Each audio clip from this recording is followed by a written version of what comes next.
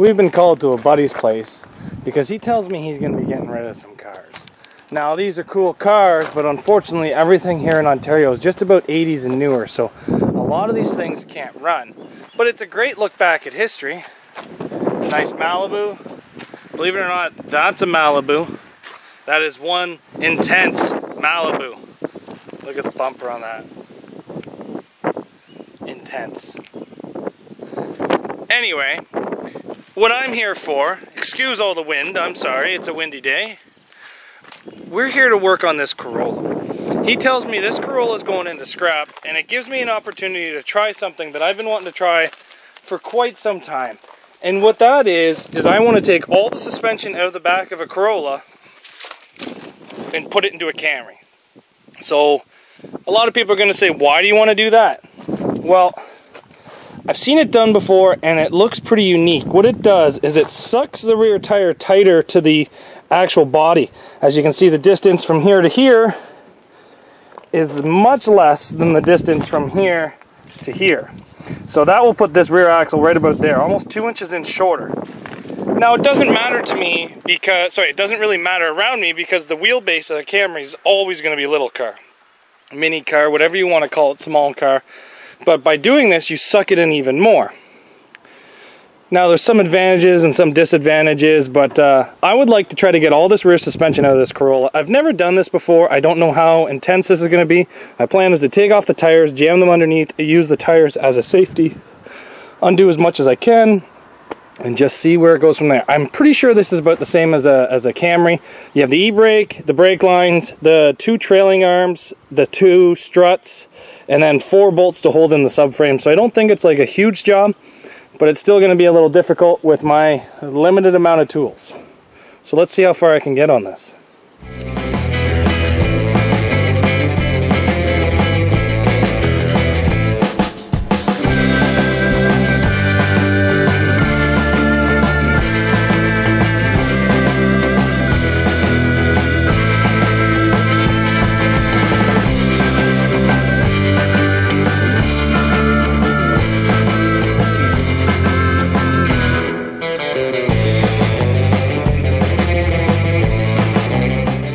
That came out fairly easy.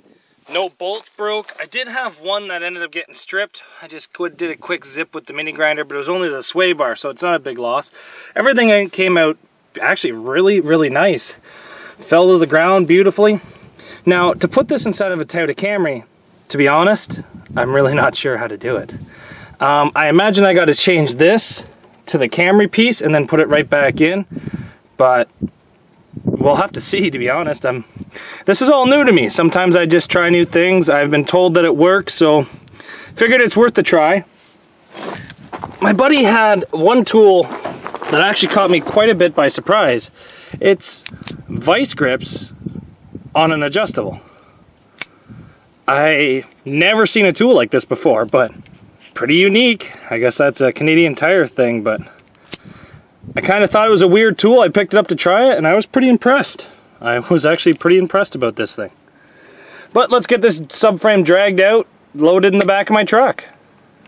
We got the Corolla suspension tied down on the trailer. And if you guys take a look, we got a Camry too. Let's get home, and I'll tell you all about this Camry and the adventures it's already been on. As you can tell, she's had some interesting ones. Well, I got this car home. It's had rough days, but as far as I'm concerned, the front frame is straight. Nothing's bent, subframe's not bent. Now, the last time I seen this car was actually in the Mom's Mad Rally race, the first time that we did it. And honestly, like last time I seen this car, it had about 10-foot flames coming out of it from underneath. What happened was his buddy cut the exhaust off, and then he got stuck, and he just kept redlining it, which, let's be honest, that's what I would do too if I was stuck. I'd just try to blow it up. The exhaust lit all the undercoating on fire, and then if you take a look, it's still got all the interior inside of it. So when it lit all the undercoating on fire, it still has factory gas tank. So that gas tank was on fire like a really big fire. So, I don't know. Now it's sat behind Buddy's house for a year, and it's gotten to the point where he was going to scrap it. So he contacted me, and I paid scrap price for it. So I went and got it. I figured if it runs, it runs. If it doesn't run, it's good parts. I have non-bent struts. I have a good subframe. I have axles. I have little doodads to do with the motor. But how I viewed it as, worst comes to worst, I'm buying this car for parts. But realistically, if this car runs, then it's worth it to run it. So what we're going to do now is we're going to put a new battery into it and see if the thing fires up. I'm just gonna see what it does, but it's already been through basically one demolition derby now. The back end's kind of kinked up. I don't know. There's a couple stock derbies coming up this year where they've just changed the rules. That this car here, I could easily build to pass their rules, but I don't know. It's a lot less moldy than I thought it would be. Let's throw a battery into this thing and see if it fires up. I'm kind of wondering that myself. We just took out the dead battery and put a good battery. See, this battery says good. Let's see if she'll start up. Been sitting for quite some time. Pretty much a year. Oh, that's a good sign. It's got a dinger. Oh, lots of broken glass. Okay, park. Key on. Well, that's not a good sound.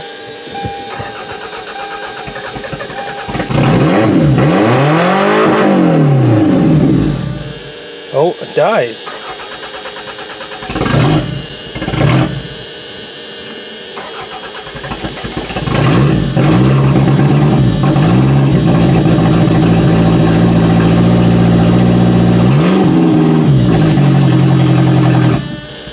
As soon as you take your foot off the gas, it dies.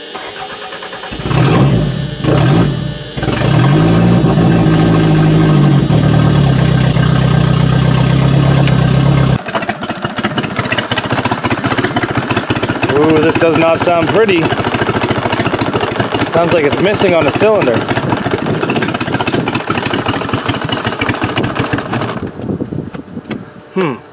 But it runs. So you know what that means, right? I gotta strip it now. Gotta take all the broken glass out, windshield wipers, airbox, fuses, cruise control, radiator, because that is junk. Oh, pretty surprised this thing just fired up like that. You know, it runs, but it runs rough, but which means it still runs. What's the oil look like? Is there any oil in this thing? Yep, there's oil. Looks like it's overfilled. Well, it smells like there's ATF in there. It's not a really good thing. Let's check the transmission to see if there's any ATF in there. Yeah, there's fluid in there. That's a good sign.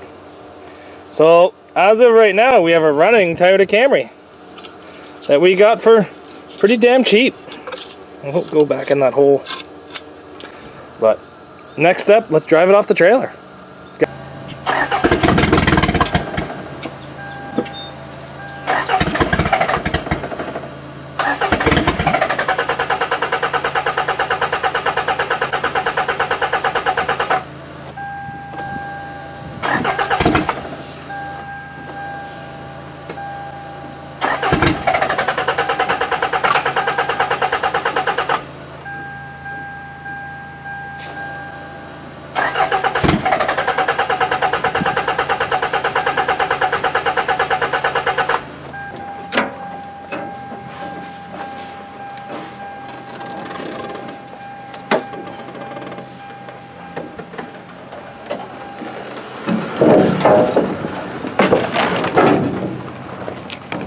So it wouldn't drive off.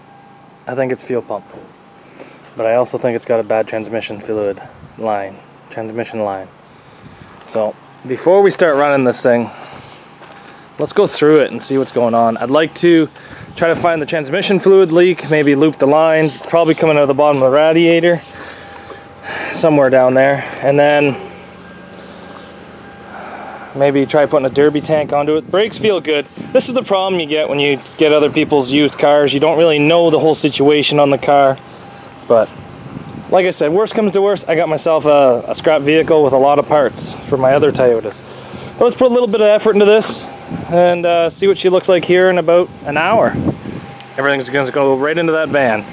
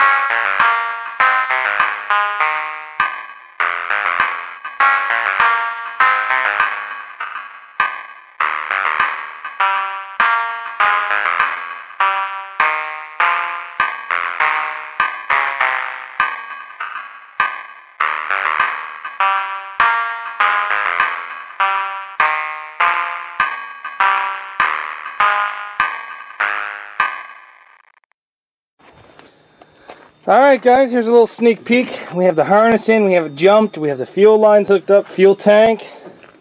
Just have the throttle disconnected because low idle seems to where this car used to have its problem. Let's see if we can fire this thing up. Oh.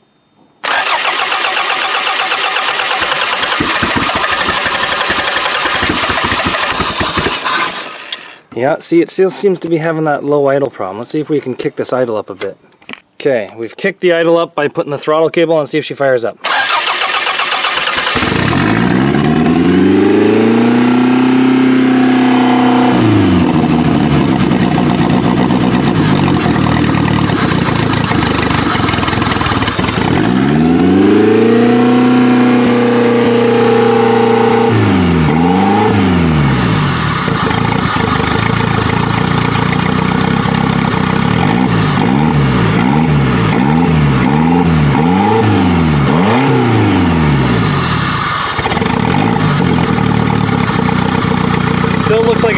missed. Got to figure that